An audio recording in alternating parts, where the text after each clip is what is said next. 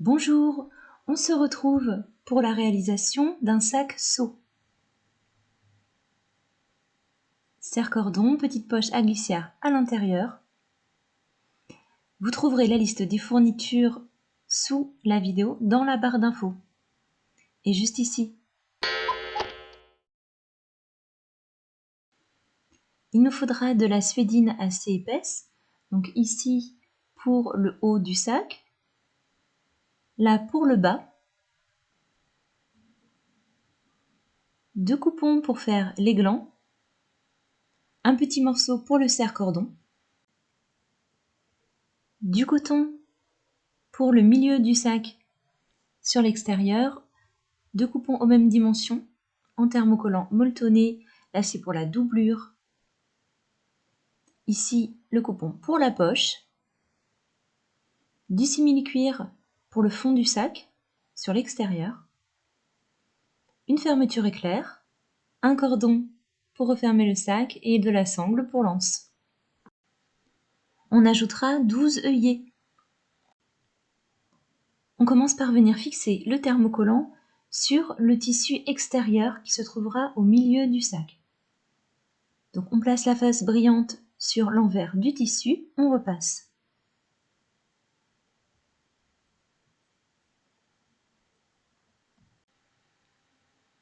Ensuite, on va venir faire l'assemblage de la suédine et du coton thermocollé sur l'extérieur.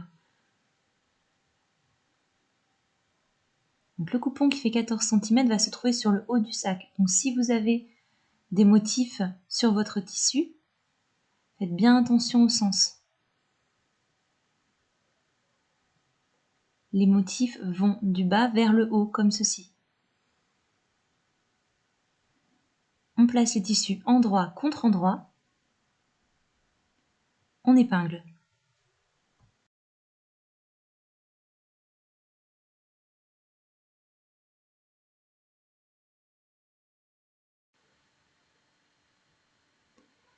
Et on coud à 1 cm du bord.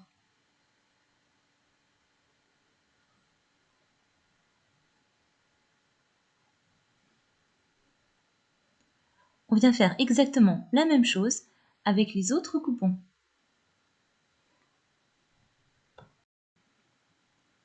On vérifie que les coutures sont bien placées comme ceci. Donc la suédine vers l'intérieur.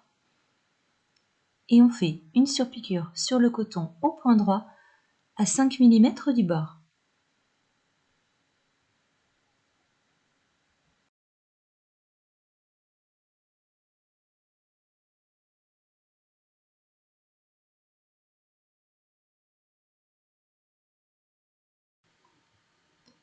On place l'avant et l'arrière du sac endroit contre endroit.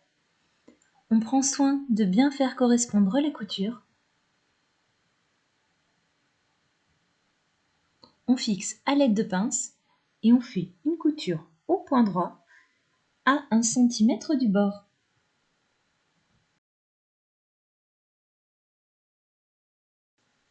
Voilà ce qu'on obtient, un genre de tube. On va maintenant prendre le morceau de simili-cuir pour faire le fond.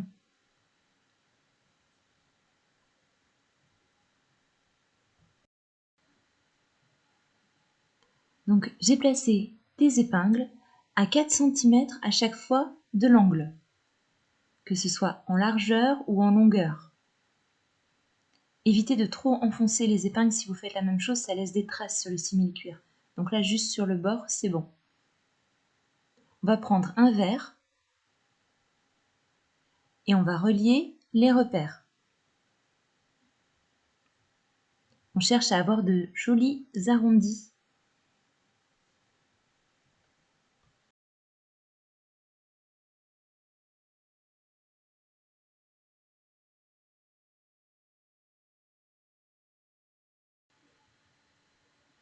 On découpe.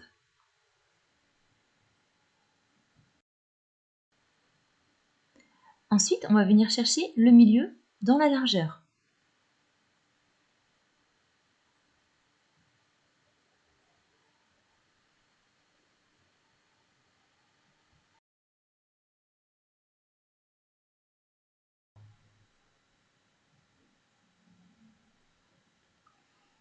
On place le simili-cuir endroit contre endroit. On ouvre les coutures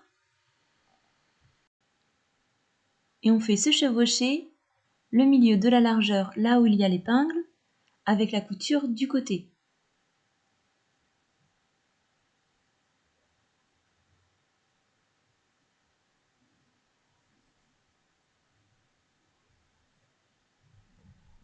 On fixe le tout à l'aide de pinces.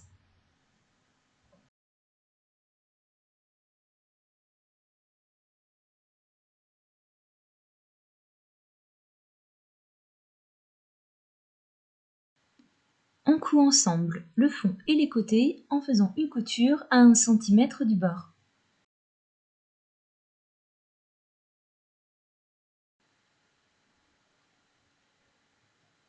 On crante les arrondis.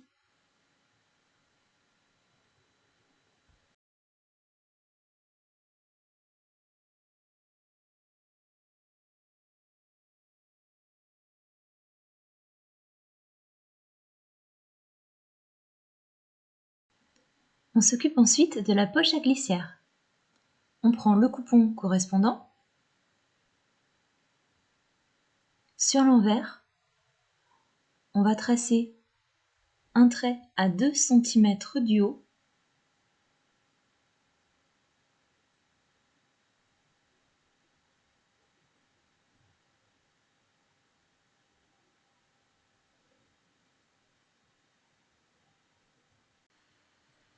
Ensuite, 2 repères à 2 cm sur le côté chacun.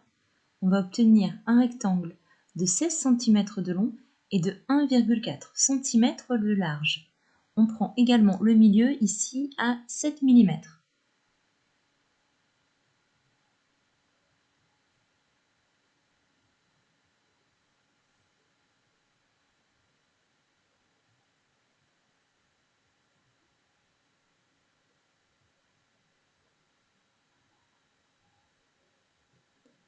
Et on rajoute des petites pattes comme ceci qui vont vers la pointe.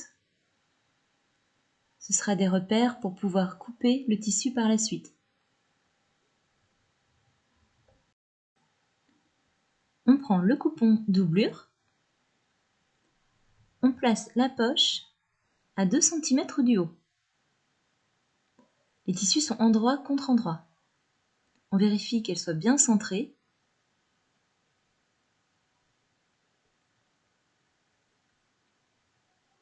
Et on va coudre sur le grand rectangle.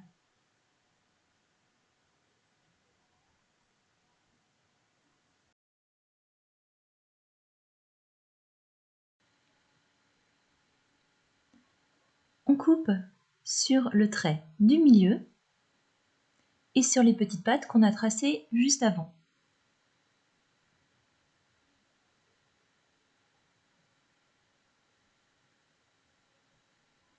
Ensuite, on passe la poche à l'intérieur de la fente.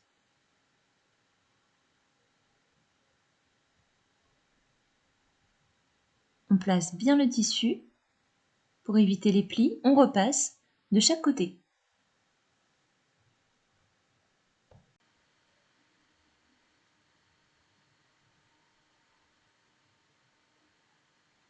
On va venir disposer la fermeture éclair sous le tissu comme ceci.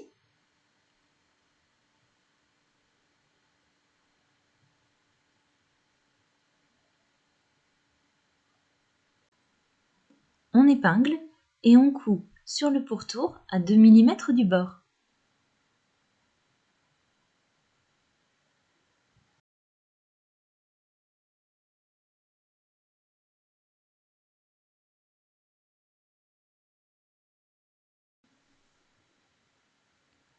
On coupe les extrémités de la fermeture éclair qui dépassent.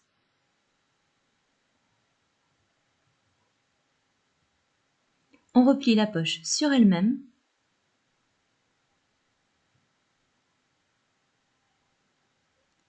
Ensuite, il va s'agir de coudre uniquement le coupon de la poche. On ne touche pas au tissu doublure. Donc on fait une couture au point droit à 5 mm du bord. Je vous remontre sur la machine, on peut faire ainsi enlever le tissu doublure pour coudre tout le tour. Voilà ce que l'on obtient.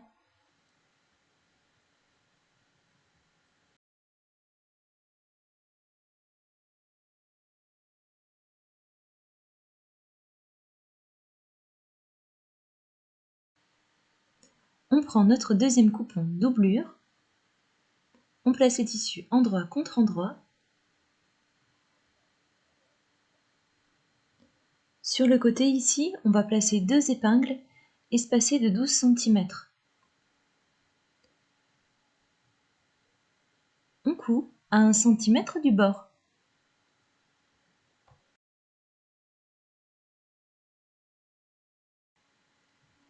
On se munit du fond de la doublure. On va faire exactement les mêmes opérations que tout à l'heure, avec le simili-cuir. Donc là, je place des repères à 4 cm. J'arrondis avec un verre. On va découper. Et venir chercher le milieu dans la largeur.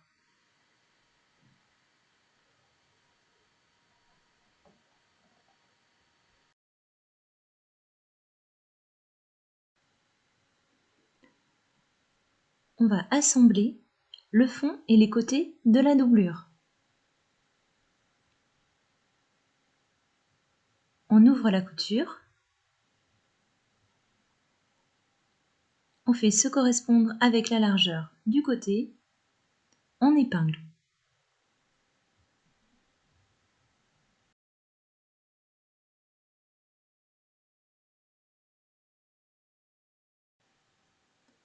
Et on coud à 1 cm du bord. On met la doublure dans l'extérieur du sac endroit contre endroit.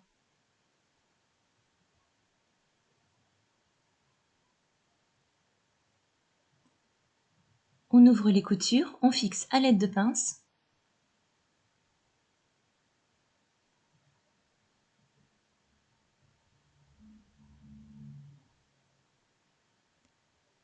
Et on coud tout le haut à 1 cm du bord.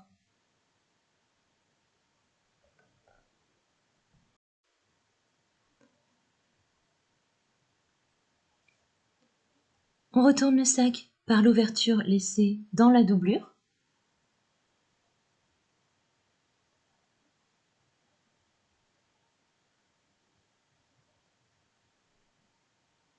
Et on va venir refermer celle-ci en faisant une couture au point droit à 2 mm du bord.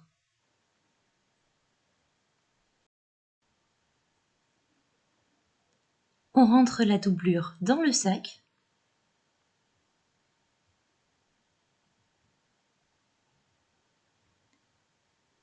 Et on doit avoir 6 cm ici sur la bordure du haut.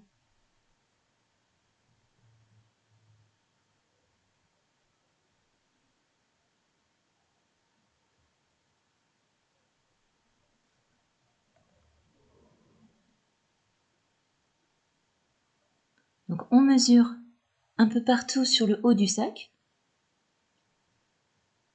et on fixe à l'aide de pince.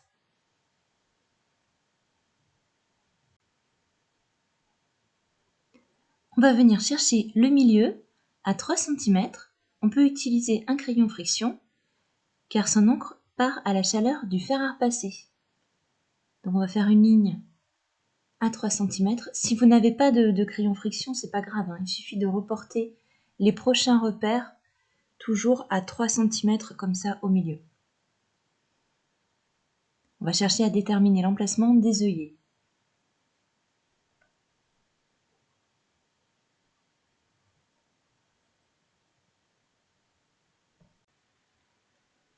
On commence par faire un premier repère à 2 cm ici du côté. On vient faire la même chose à droite. Donc on se place à 2 cm de la couture sur le côté. Ensuite, on place un repère à 8 cm, un autre à 14, 20 et 26. On a l'emplacement de nos 6 œillets. On vient faire la même chose de l'autre côté. On va placer 12 œillets, donc on fixe les embouts sur la pince.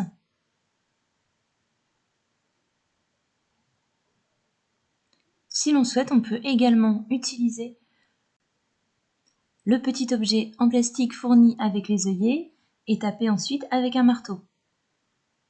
Bon, c'est vrai que c'est plus pratique la pince. Donc là, première étape, on fait les trous.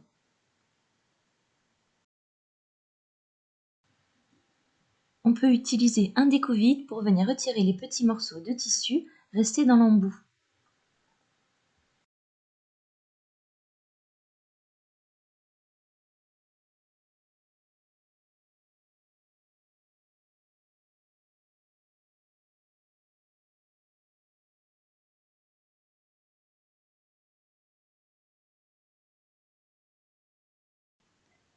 On change un des embouts de la pince pour venir placer celui-ci là en plastique. On prend la partie mâle de l'œillet, on la place sur le dessus, sur l'extérieur du sac, côté visible, et on place l'embout femelle à l'intérieur. Et on fixe à l'aide de la pince.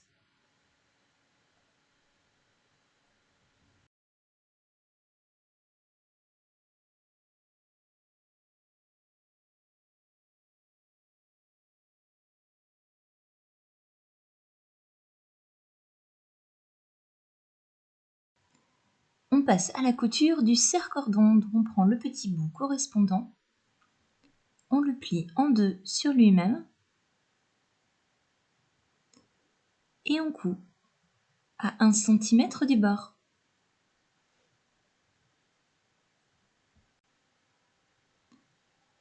On le retourne sur lui-même. On place la couture au milieu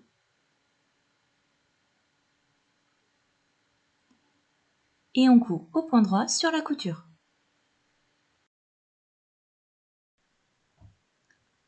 On prend pour faire les glands. Sur le haut, ici dans la largeur, on trace un trait à 1 cm.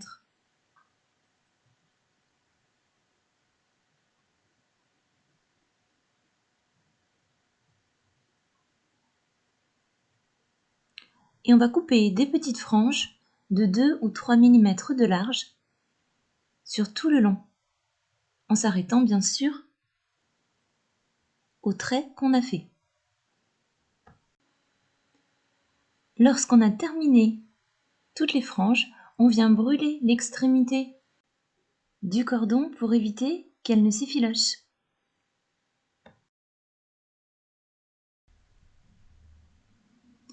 Ensuite, on l'enfile en passant par les œillets, dessus-dessous.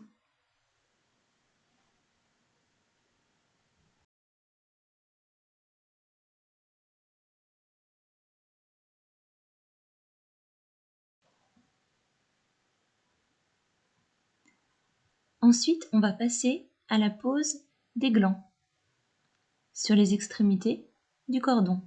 On place de la colle textile sur les 1 cm du haut qui n'ont pas de franges.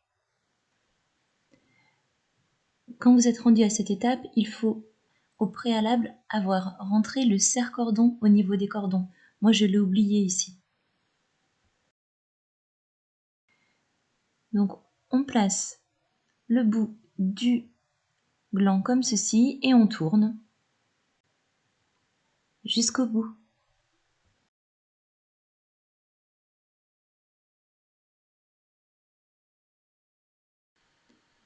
Même opération de l'autre côté. On prend notre sangle, on fait un rentré comme ceci sur 2 cm.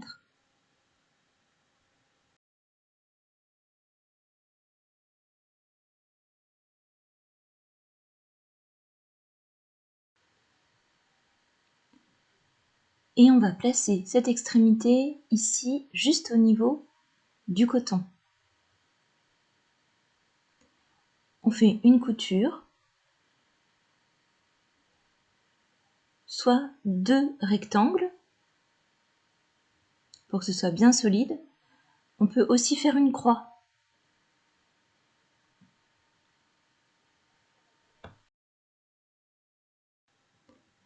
On fait bien sûr la même chose avec l'autre extrémité. Et voilà, notre saxo est désormais terminé.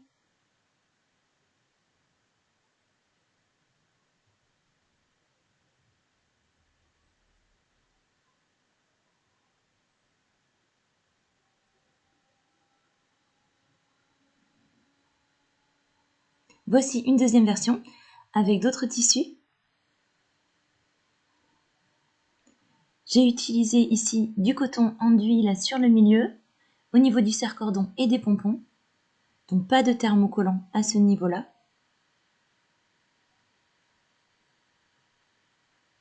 On a également la petite poche à l'intérieur.